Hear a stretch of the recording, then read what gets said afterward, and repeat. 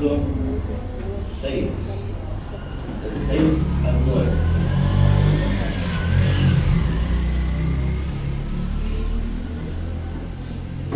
Mi Biblia es la palabra de Dios, revela a Jesucristo mi Salvador, quien nació, murió y resucitó para salvarme del pecado y condenación.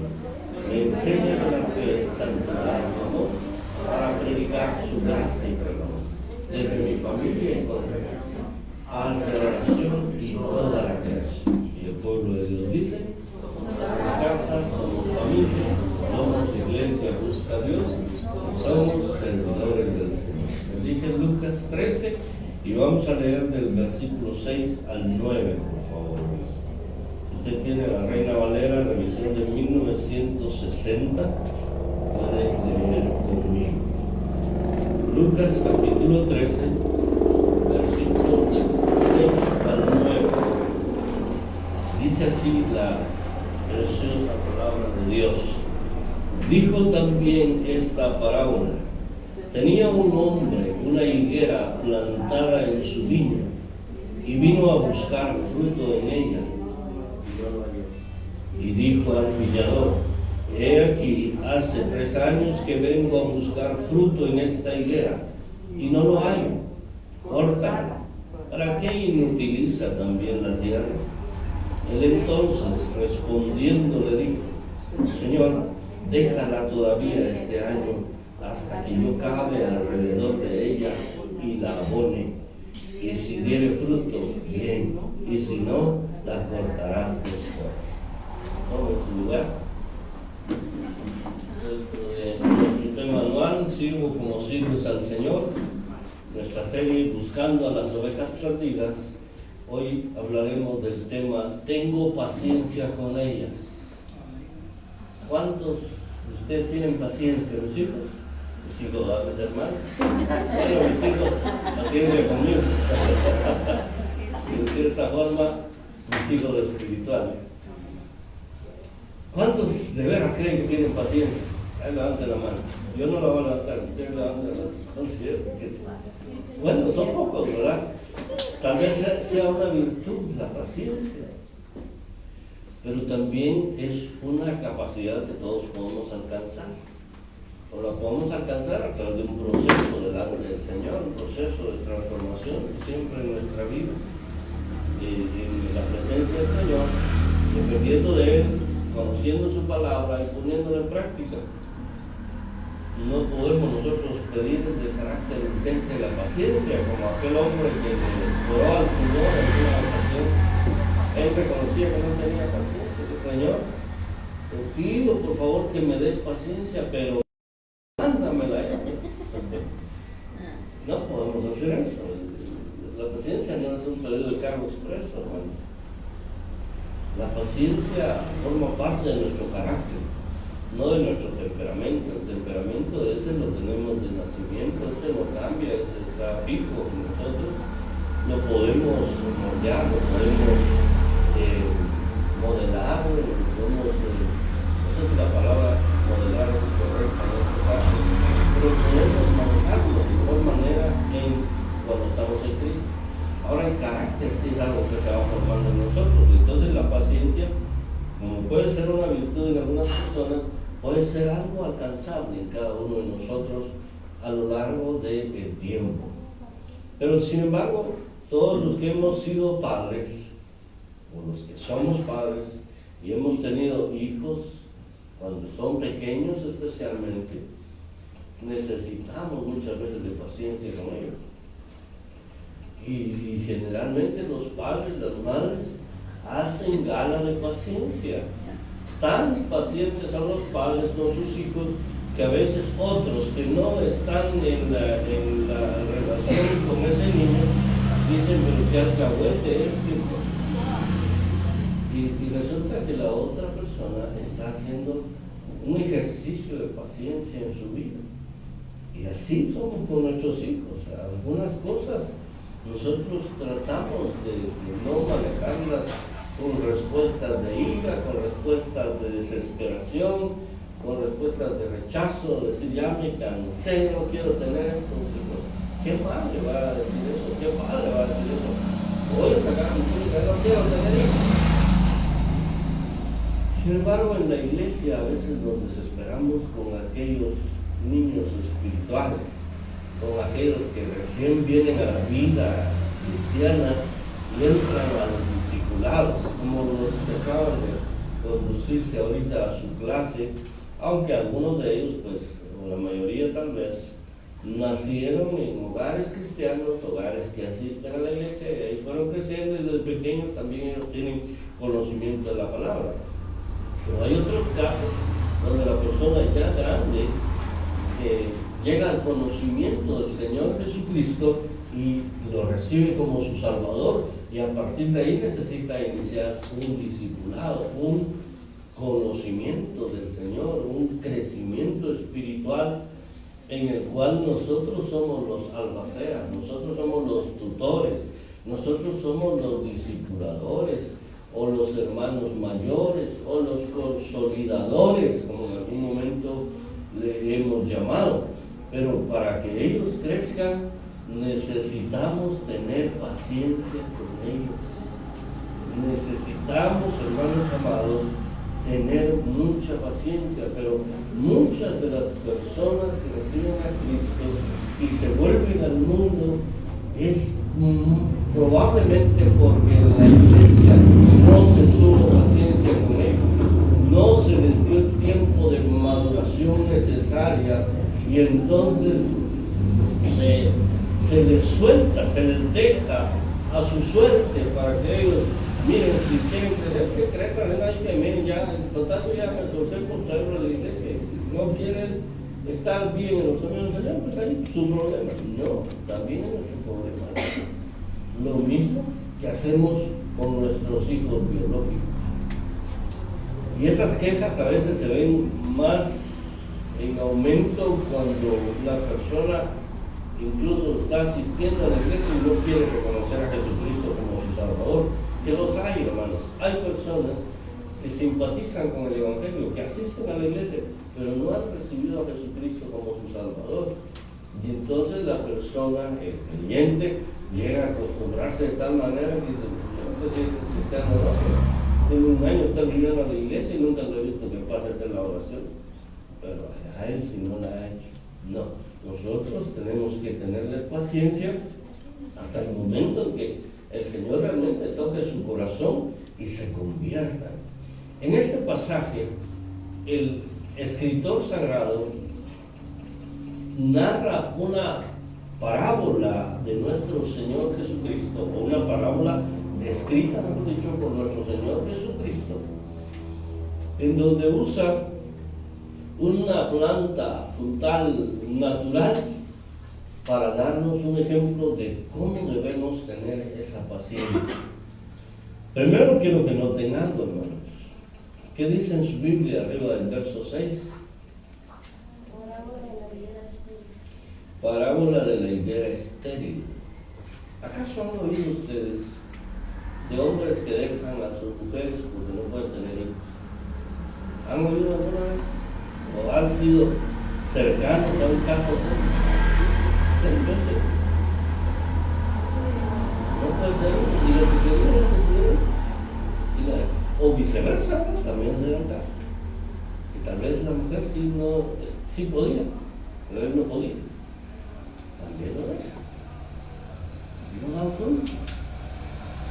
Pero en el caso de la reproducción humana, y aún en el caso de la naturaleza misma, a través de las plantas, de los árboles, no es algo que el hombre pueda decir, sí quiero tener.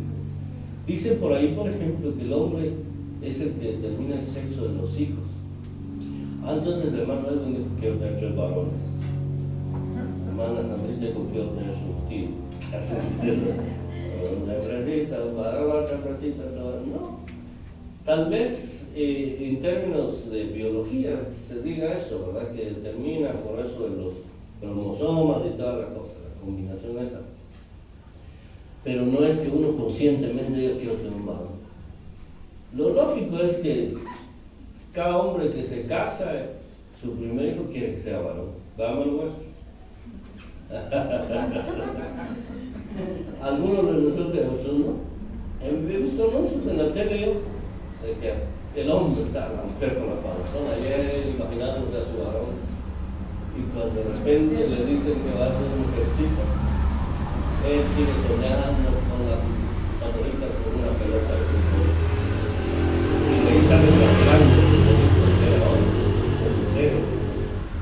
Pero no entendamos nada, es Dios en su soberanía, es Dios en su misericordia y en su conocimiento de todas las cosas que hace, determina o permite en nuestra vida lo que nosotros hacemos o lo que nosotros somos. En el caso de esta higuera, ¿en dónde estaba plantada la higuera, hermanos, según este pasaje? En la tierra, ¿no? ¿En dónde estaba plantada la higuera, hermano? En una viña. ¿Qué es una viña? Es un viñedo. Y en medio del viñedo vino el dueño, o a través de sus trabajadores, dijo: voy a plantar una higuera. Es como cuando en un grupo grande hay un montón de hombres y solo una mujer, o un montón de mujeres y solo un hombre. Se siente un poco extraño el asunto, se siente un poco raro, se siente un poco discriminado aquel que representa la minoría. La tierra responde a cualquier cosa que se siente en ella. También hay ciertas facetas, depende de dónde esté la tierra, si en la costa, en tierra fría, si a cierta altura a nivel del mar, y todo eso determina muchas veces lo que se puede producir en los terrenos o en las tierras. Pero en este caso claramente era un viñedo, era un lugar donde estaban sembrados las uvas, los viñedos, las matas de uva, pero por ahí en medio estaba la higuera. Y entonces resulta que la higuera fue creciendo en tamaño. Recuerden que la higuera es un árbol, la vid es una guía, creo que se dice, es una enredadera, más que todo, no es tanto un árbol. O si es un árbol es pequeño, pero la higuera es más grande. Y sin embargo, miraba la higuera, probablemente los viñedos a su alrededor, todos produciendo su fruto, y la perspectiva del propietario del terreno, del hombre que tenía la plantación, era pues que también la higuera diera fruto. Pero aquí nos hace una narración en donde él llega a la viña buscando fruto en su viña, pero también buscando fruto en la higuera.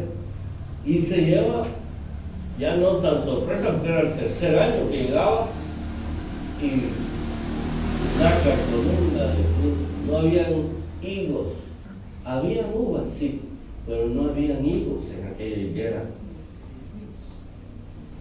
Había crecido, se miraba grandota, pero no daba fruto. Ahora póngase usted en el papel de la higuera.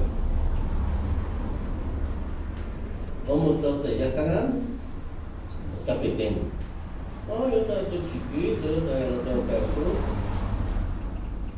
A veces ya estamos grandecitos, sin nada de fruto.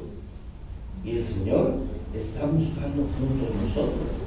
Y es que esa es la aplicación de esta parábola realmente.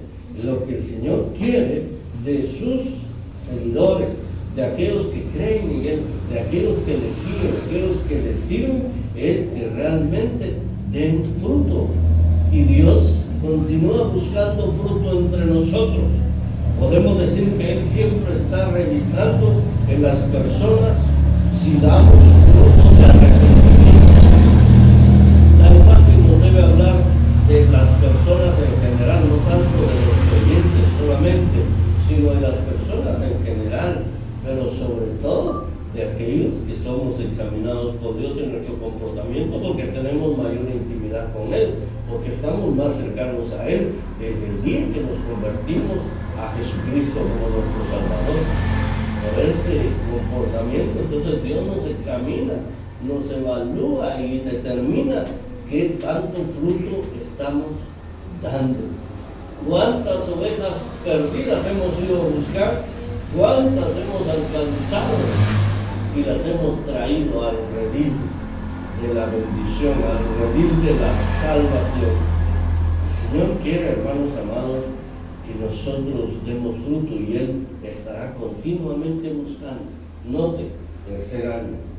Él iba cada año. Eso quiere decir, Él era el propietario del terreno, pero tenía un mayordomo, un encargado del terreno que hacía el trabajo de sembrar, de cuidar, de abonar toda la plantación, de cosechar los frutos. Probablemente ya solo se los entregaba a él o los enviaba a algún lugar donde se procesaban para la extracción del vino, en todo caso, del jugo de la uva y seguir otro procedimiento. Pero eso lo llegaba, porque era el dueño, llegaba a revisar cada año. Yo no les voy a decir que cada año el Señor viene a buscar aquí entre nosotros frutos. Es probable que entre nosotros, entre su iglesia, entre los que somos de Él, el Señor esté continuamente, no cada año, buscando el fruto. Dios ha buscado fruto en nosotros. El verso 7 dice, y dijo al viñador. El viñador era el encargado, el que estaba permanentemente en aquella parcela. Le dice, he aquí hace 3 años que vengo a buscar fruto en esta higuera y no lo hallo. Córtala. ¿Para qué inutiliza también la tierra? ¿Qué es lo que estaba viendo este dueño, hermanos? Estaba viendo que aquella higuera no estaba respondiendo a las expectativas. Me equivoqué con ella, probablemente se estaba imaginando. No me está dando el resultado que yo creía. Y si eso fuera poco, está inutilizando la tierra, porque está nutriéndose con los elementos de la tierra que pueden ser útiles para otras plantas, para otro tipo de árbol o otro tipo de viñedo, qué sé yo. Está estorbando, en otras palabras. Y por ahí se dice que mucho ayuda, el que poco estorba. ¿Alguna vez ha estado en una situación así que ¿cómo se mueven de aquí para ahí? Y usted no sabe para dónde moverse, porque no sabe qué hacer, y se lo pasan llevando para un lado y lo empujan para otro lado. Está estorbando, no está ayudando. Y eso es la idea aquí presentada, que se están aprovechando los nutrientes de la tierra para un árbol o una planta que no está dando fruto, que no está siendo útil. Entonces el dueño representa al lado humano de esta parábola. Realmente aquí siempre en las parábolas el dueño es Dios, pero aquí no está representando a Dios porque se está desesperando. Le está diciendo, yo ya no aguanto. Córtala. Es decir, elimínala, échala, sácala. Ya no le des más oportunidad. Pero el viñador, el encargado del terreno, sí, realmente representa el Espíritu Divino. Porque ¿qué es lo que él responde? En el verso 8 dice, él entonces respondiendo le dijo, Señor, déjala todavía este año hasta que yo cabe alrededor de ella y la abone. Una oportunidad más. ¿Qué es lo que sucedió, si ustedes se recuerdan, con el apóstol Pablo, con Bernabé y Marcos o Juan Marcos? ¿Alguien se recuerda qué pasó con ellos? Hay una historia en donde están involucrados los tres. Resulta que el apóstol Pablo y Bernabé iban un viaje misionero. Y estaba ese joven Juan Marcos, que creo, si no estoy equivocado, sobrino de Bernabé. Nos llevamos a este muchacho. Y ven cuando se ve que tiene el potencial, se ve bien nuevo, capaz con nosotros. Claro que sí, con el joven se fueron, pero a medio camino, el joven dijo: quiero a mi mamá. Quiero regresar a comer frijolitos en la casa.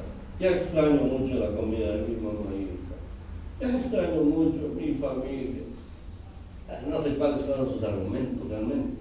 Lo que sí es cierto es que dice ahí la palabra que se arrepintió de ir al viaje con ellos y se retachó, como decimos nosotros. Se regresó. ¿Y qué pasó con Pablo y Bernabé? Pablo se enojó mucho, se molestó. Pablo representa al dueño de esta Biblia en ese episodio, pero Bernabé representa la paciencia de Dios y representa al viñador. ¿Por qué sí le tuvo paciencia? Porque Pablo no le quería dar la oportunidad con más, pero Bernabé sí. Bernabé actuó con más mesura. Seguramente era una persona mayor que Pablo. Entonces actuaba con más mesura, con más equilibrio mental y emocional. Y en el futuro, cuando Pablo dijo: no, Marcos no nos sirve, no, ya nos quedó mal, él dijo: no, hay que darle otra oportunidad. Esto es lo maravilloso del Señor, hermanos, que Él es un Dios de oportunidades. Dios nos da oportunidad a nosotros. Oh, pero este no ha habido fruto en la iglesia de buscar Dios. Yo les quiero dar otra oportunidad. Yo sé que me son útiles. Yo puedo hacerlo. Yo puedo hacer que ellos den fruto. Y entonces el Señor aboga por nosotros, hermanos. Aboga para que nosotros tengamos esa oportunidad. Me llama mucho la atención que el viñador dice: Señor, déjala todavía este año hasta que yo cabe alrededor de ella y la abone. ¿Significará eso que los 3 años anteriores no había acabado alrededor de ella, no la había abonado? Probablemente no. Probablemente había esperado él que con las condiciones generales de aquella tierra, en las condiciones o en la forma en que la viña daba su fruto de manera natural, así también la higuera lo hiciera. Pero resulta que hay diferencia entre nosotros, los seres humanos. No todos somos iguales. No todos los pastores somos iguales. No todos los hermanos son iguales. No todos los diáconos son iguales. Ni todos los maestros de vida, ni todos los ministros de la alabanza. Somos diferentes. Algunos necesitamos un poco más de trabajo y otros quizá desde el inicio ellos de manera natural empiezan a trabajar y empiezan a involucrarse en las cosas del Señor. Y entonces Dios nos quiere dar la oportunidad que cada uno merecemos, que cada uno necesitamos. Y dice el viñador acá: entonces voy a acabar alrededor de ella y la voy a abonar. Seguramente por un año más aquella higuera iba a tener la oportunidad, solo que esta vez de una manera diferente. Esta vez iba a venir, iba a acabar alrededor de ella.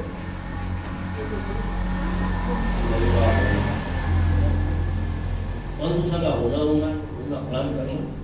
¿Cuántos de ustedes lo han hecho? ¿Y qué olor tiene el abono? ¿Rica? ¿Huele a desodorante? ¿No? ¿A qué huele? ¿Ah? A veneno, dice la hermana. ¿A qué huele, hermano? Los otros que han levantado la mano.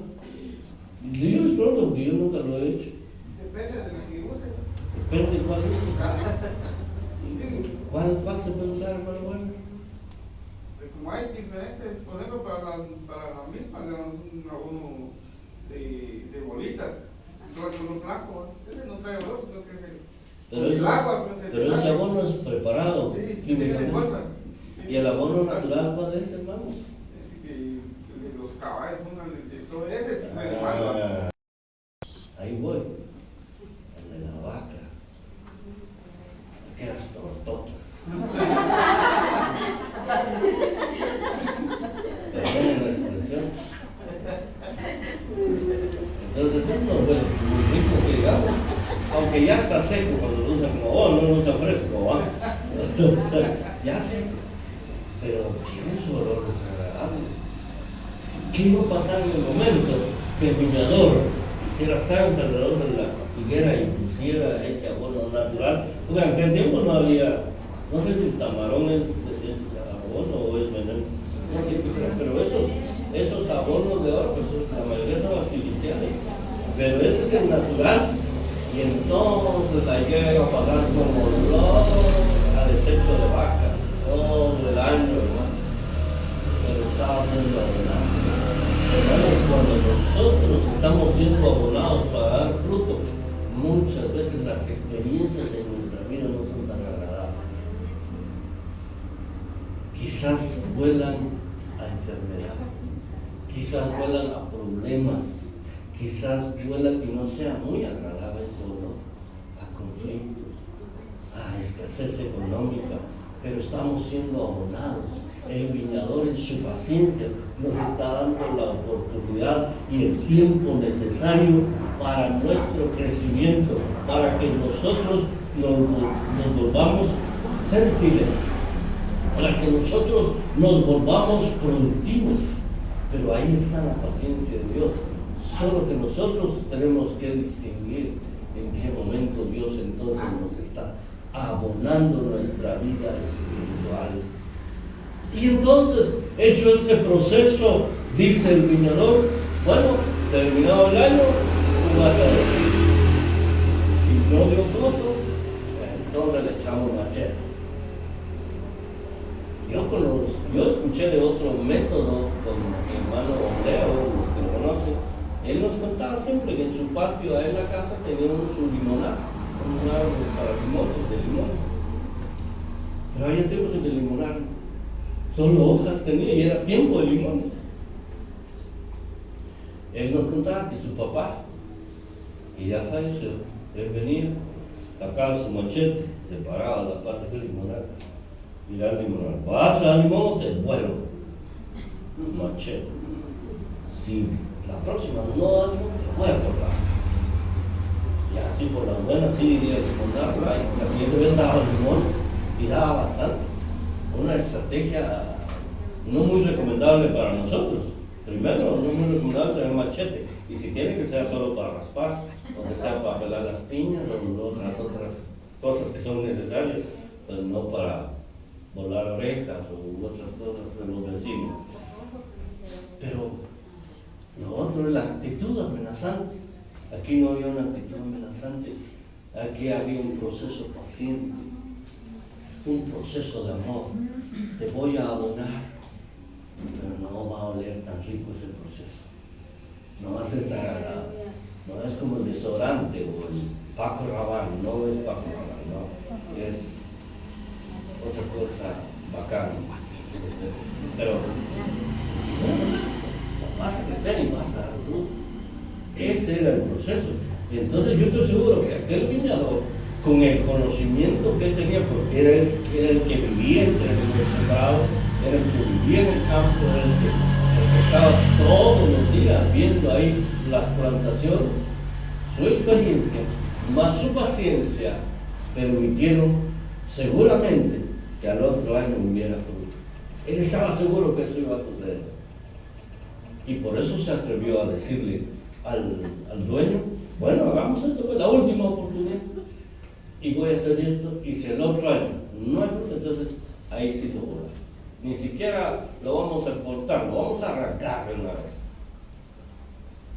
Pero yo estoy seguro que va a haber fruto. Y entonces yo me pongo a pensar en nosotros. ¿Será que Dios quiere cortarnos? ¿Será que Dios quiere arrancarnos y lanzarnos fuera? Dios no quiere eso. Dios quiere que crezcamos. Dios quiere que nos nutramos. Dios quiere que nosotros seamos abonados. Pero entendamos que no siempre el proceso de preparación, de cuidado en nuestra vida va a representar un olor fragante, un olor agradable, una sensación bonita para nosotros. Si hasta las medicinas, hermano, digan ustedes qué medicinas tienen buen sabor. Hay algunos personitas que no pueden tragar pastillas, no pueden tragar cápsulas. Entonces hay que deshacer la pastilla con polvito para que la echen en la boca y con agüita fresquito se la toma. Pero ahí es más duro el proceso porque normalmente son amargas, tienen sabores desagradables, entonces sufren más.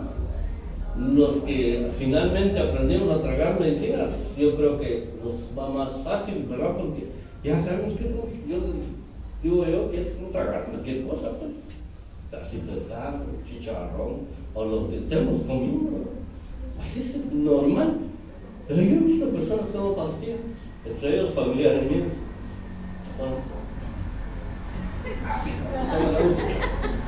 Todos los novitos de acá que están. No, yo aprendí, finalmente, me la pongo toda la lengua, tómala, solita se va la pastilla. Las inyecciones. ¿No rican las inyecciones, hermano? No. Yo les conté de niños con una experiencia, me pusieron mal una inyección en una parte que ustedes no pueden ver. Y me fueron a tuve un tiempo. Yo parecía, yo era niño. Y desde entonces me quedó miedo a las inyecciones. No miedo, no, a las inyecciones. Pánico tenía yo a las inyecciones. Cuando estaba enfermo, le vamos a poner una inyección, no hay pastillas,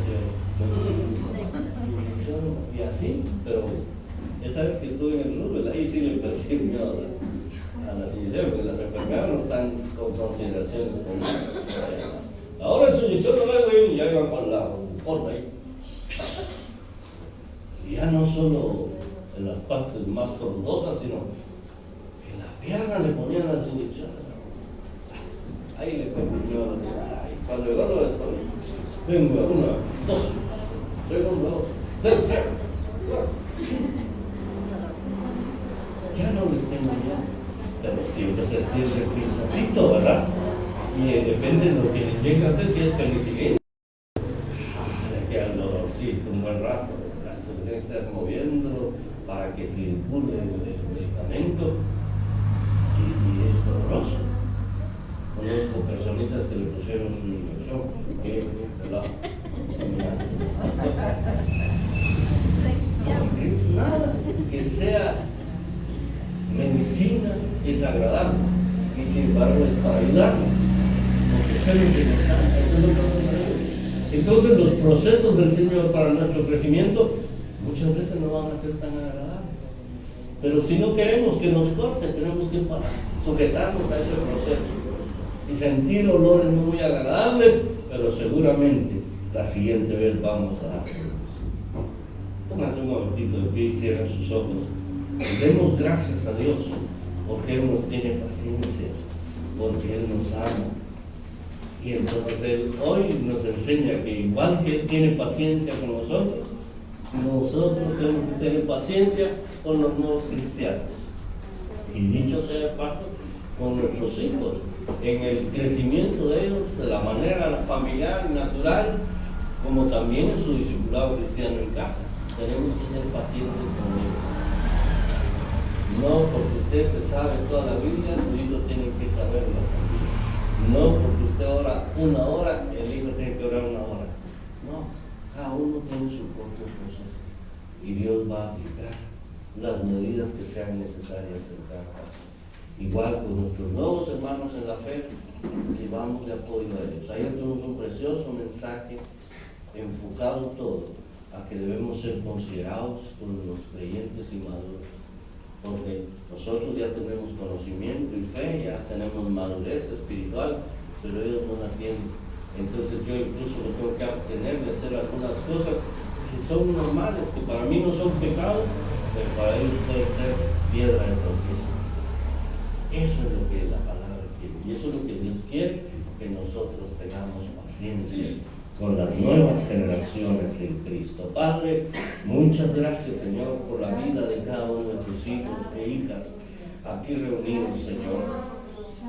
Muchas gracias, Padre, porque tú siempre nos hablas a tiempo y fuera de tiempo, Nos hablas con claridad, nos hablas, Señor, con ilustraciones, con parábolas, pero nos dejas enseñanzas poderosas en nuestro corazón, en nuestra vida, Señor, para nuestro crecimiento, para nuestra productividad, Señor, para que ya no seamos estériles espiritualmente hablando, sino que demos fruto, Padre Celestial.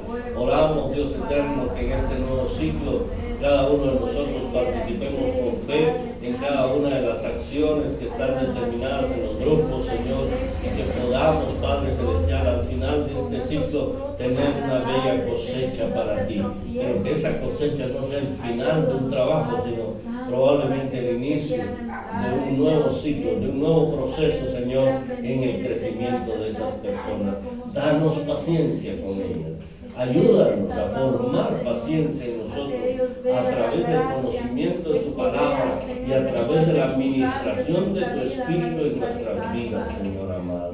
Oro por cada uno de los que están allá arriba, Señor, recibiendo sus clases en este momento, que ellos puedan ser bien fortalecidos con las enseñanzas, que puedan tener claros conceptos, Señor, en los primeros pasos acerca de su vida cristiana, en tanto ellos también van creciendo y siendo fortalecidos.